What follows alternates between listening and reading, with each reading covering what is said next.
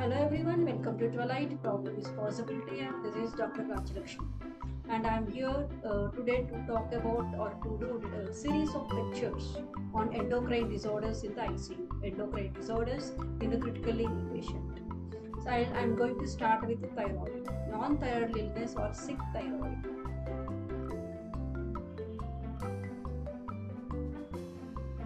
What is the definition of sick thyroid or non-thyroidal illness? Abnormal or alteration of thyroid profile without any primary disease in the gland. There will not be any problem with the gland per se, but if we do thyroid profile, the entire profile will be altered without any clinical manifestation of either hypothyroid or hyperthyroid. What are the expected alterations or expected abnormalities in the biochemistry? T3 will be definitely decreased, T4 decreased or normal. In spite of low T3 and T4, TSH will not be increased. TSH will be normal or slightly on lower side.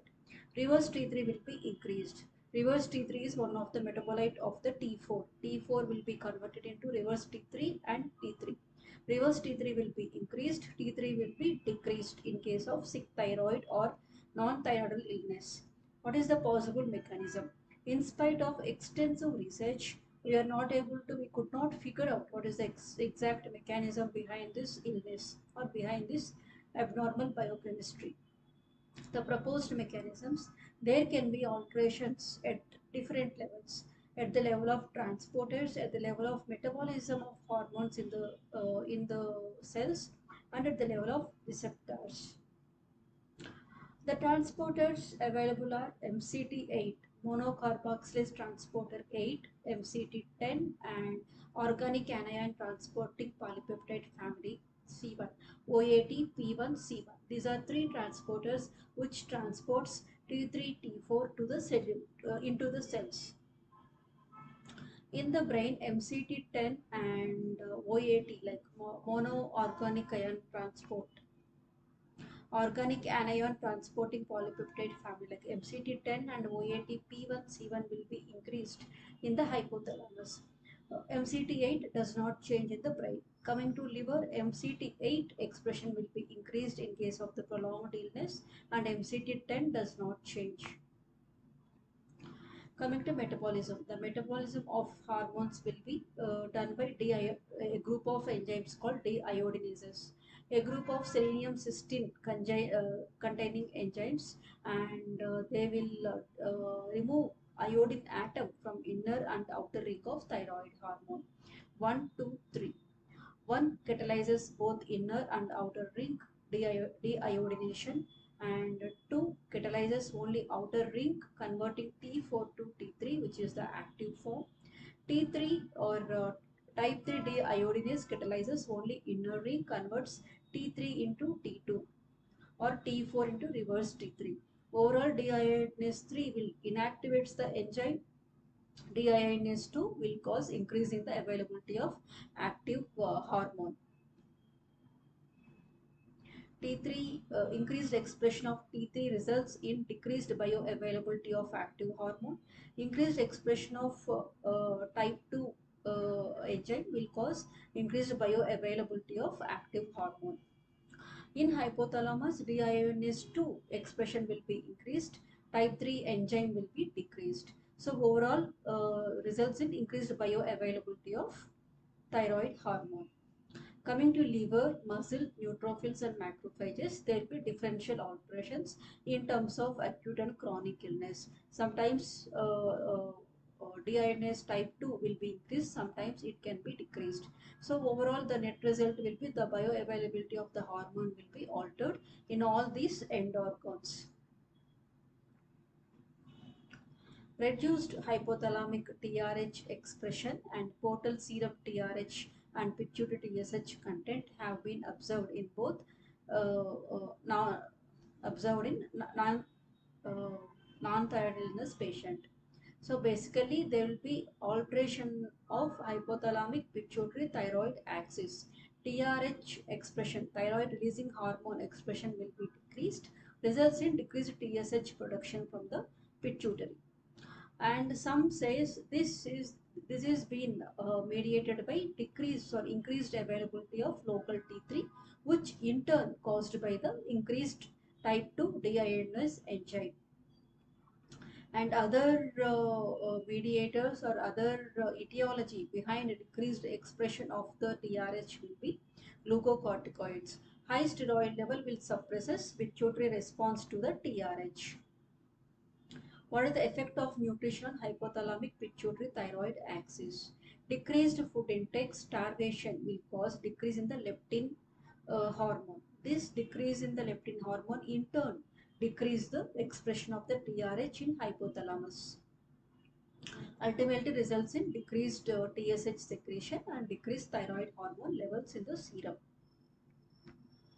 So once we see at biochemistry how to differentiate non-thyroid illness from overt hypothyroidism.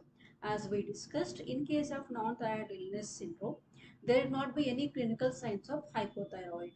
Coming to chemistry, the clear-cut low T3, sometimes low or normal T4. Free T3, free T4 can be low or normal, but TSH will not be increased. In spite of low thyroid hormone, there will not be compensatory increase in the TSH because of alteration of hypothalamic pituitary thyroid axis. Coming to overt hypothyroid, if we are able to find positive anti-T2O antibody, that will support the diagnosis of overt hypothyroidism over non-thyroidal illness, and TSH will be higher, relatively high T3 T4 concentration, and reverse T3 will be low. In case of non-thyroidal illness, reverse T3 will be high. In case of overt hypothyroid, reverse T3 levels will be low. What are the drugs interfering with analysis? When patients in the ICU, the patient will be on many drugs which can interfere with the TSH concentration. For example, dopamine. Dopamine will inhibit TSH release, in turn may decrease T3, T4 levels. Use of anticonvulsants, glucocorticoids can lower free T4 levels. So while interfering, understanding your report of thyroid profile, we need to consider the confounding factors like drugs, especially dopamine and anticonvulsants and steroids. High steroids can in turn decrease the expression of the TRH and in turn decrease the sensitivity of the pituitary gland to the TRH. Dopamine will inhibits release of the TSH. Overall, the net result will be decreased T3, T4 levels. Role of thyroxine in non-thyroid illness. Do we need to replace any thyroxine when T3 levels are extremely low? As of now, no role, but many studies have shown negative results. Especially many randomized control trials have clear-cut